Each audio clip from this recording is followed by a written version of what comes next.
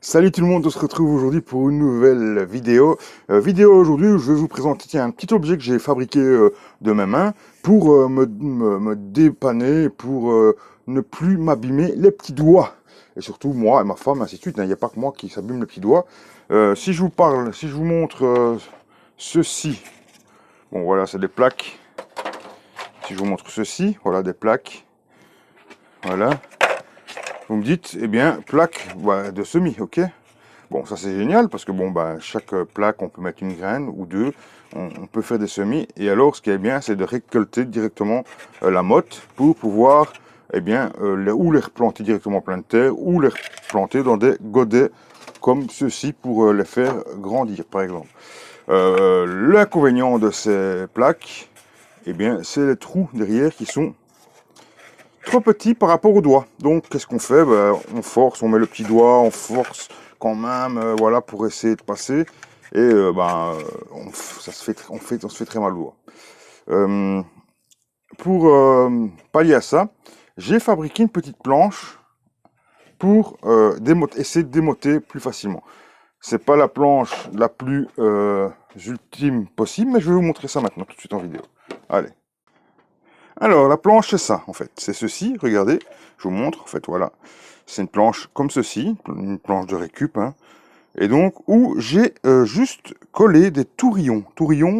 Des tourillons, qu'est-ce que c'est? C'est les tourillons qu'on trouve pour assembler les meubles chez Ikea, chez n'importe qui, tous les meubles en kit.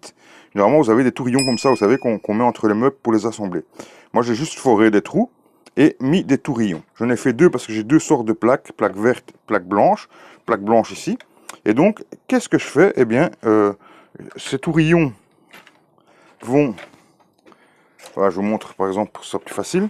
Ces tourillons, par exemple, vont être là et vont rentrer dans les trous. En fait, ce que j'ai fait, c'est juste un petit peu de bricolage pour assembler les tourillons par rapport aux plaques. Donc, vous voyez bien que là, les tourillons sont bien à chaque fois en face. Et donc, il suffit de mettre une plaque juste en face et d'appuyer et la motte se défait assez bien.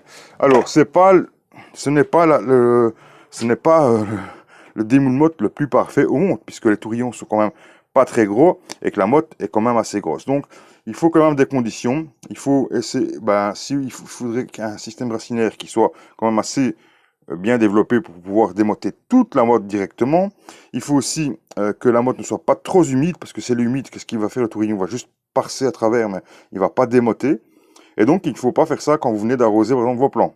Bon, ici, je vais faire ceci, mais vous voyez que mes plants de choux que j'avais fait en plaque, ben, ils ont filé, pourtant, ils sont restés ici dans la serre, alors que ben, il fait pas très chaud dans la serre, hein. Par exemple, à l'heure actuelle, regardez, nous sommes en pleine journée et il fait à peine 16 degrés, hein. Et celui-là, il est optimiste, hein, parce que pour celui-ci, vous pouvez voir qu'il est à moins de 15 degrés. Voilà, moins de 15 degrés. Donc, on va dire qu'il ne fait pas très chaud à la journée, donc je comprends pas parce qu'ici c'est quand même en pleine lumière et ils arrivent comme à enfiler. Bon, bah tant pis, on va quand même essayer de les repiquer.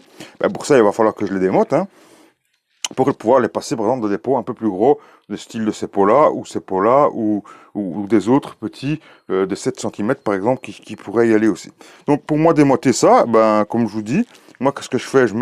Eh bien, je mets bien ma plaque sur mes tourillons ici. Qu'est-ce que je fais? En fait, j'appuie ma plaque pour essayer de démouler tout simplement les mottes. On va voir si on va y arriver.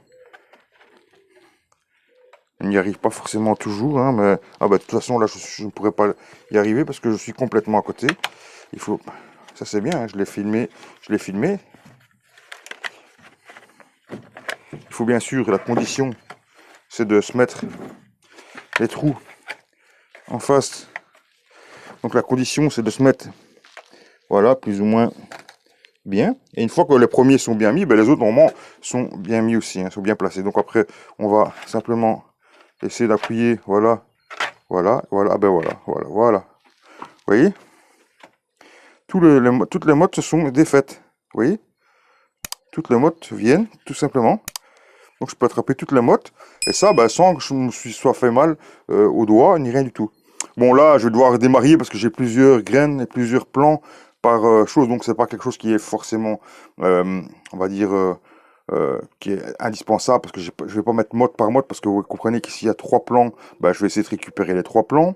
Donc je vais démarrer les modes. Mais quand c'est du mesclin, par exemple, qu'on passe directement en plein champ après avoir mis ça là-dedans, eh bien c'est intéressant de venir ici avant d'aller en plein champ, de démoter, de partir en plein champ et puis bah, prendre chaque plan et aller directement les planter voilà, en pleine terre. Même chose, si on n'aurait qu'une graine, imaginons que ce soit les tomates, que la graine, on n'ait mis qu'une graine ou 2 graines et puis qu'on ait retiré un plan, qu'on aurait coupé un plan, le moins beau par alvéole, et qu'on n'ait plus qu'à prendre son plan et sa motte et la mettre par exemple dans un godet pour leur piquer. C'est possible, faisable, et c'est très facile parce qu'on a démoté en quelques secondes, on a démoté toute la plaque. Bon, j'ai fait des demi-plaques à chaque fois parce que j'avais pas assez de tourillons pour faire toute une plaque complète, mais on pourrait imaginer qu'on puisse faire une grande plaque de 70 voire 90 et que ça coûte pas très cher à faire, voilà. Voilà, petite astuce que je pouvais vous proposer tiens, aujourd'hui pour vous finir la semaine.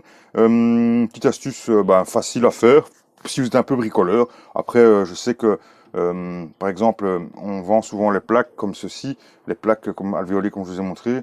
Ça se coûte, on va dire, 7-8 euros la plaque. Bon, à la limite, ça coûte pas trop cher. Ce qui coûte le plus cher, généralement, c'est le démoule plaques. Hein. Les démoules plaques coûtent assez cher. Ça, c'est souvent des 30-40 euros. Ça peut monter très cher. Hein.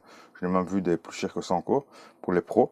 Bon, après, si je serais vraiment en intensif, je m'amuserais pas à faire ça.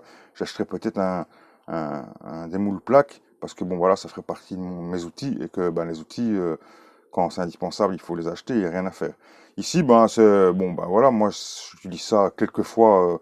On va dire par mois, eh bien, ça me suffit pour moi commencer et faire mon démoule plaque moi-même. Ça m'a pas pris beaucoup de temps pour le faire. Quelques trous dans une vieille planche, quelques tourillons avec un peu de colle, et ça fait tout à fait l'affaire. Ça tiendra ce que ça tiendra. Je sais pas combien ça durera en temps, mais ça fonctionne. Je vous l'ai montré hein, ici en direct. Je vous ai rien caché. Parfois, ça fonctionne moins bien.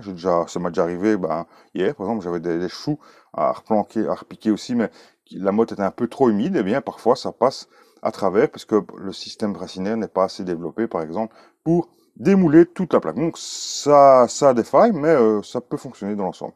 Voilà, c'était une astuce encore que je vous ai offert. Pour l'instant, on est en plein semis, donc n'hésitez pas, bien sûr, à aussi, vous aussi, à faire vos semis si vous décidez de faire un potager cette année-ci. Là, on est dans tous les semis de courgettes, curcubitacées, cornichons. Voilà, on va faire juste après les cornichons, les melons, les pastèques. Après ça, on va faire les courges, tout ce qui est pâtisson, courge, musquier de Provence, tout ce qui est potiron, tout ce qui est butternut, ainsi de suite. On va y aller aussi. Je fais aussi quelques fleurs aussi pour l'instant, et voilà, voilà, donc pour l'instant on fait plein de semis, c'est génial, c'est vraiment la période ben, où on fait beaucoup de semis. Ben, faut pas oublier que tous les semis, il va falloir les placer après au potager, donc c'est encore du travail, mais c'est du travail plaisir. Hein. Allez les amis, je vous retrouve très bientôt pour une nouvelle vidéo, j'espère que cette vidéo vous aura plu. N'oubliez pas un petit pouce pour bien sûr nous remercier, et on se retrouve très bientôt. N'oubliez pas, c'est en semant n'importe comment qu'on récolte n'importe quoi. À bientôt, ciao ciao.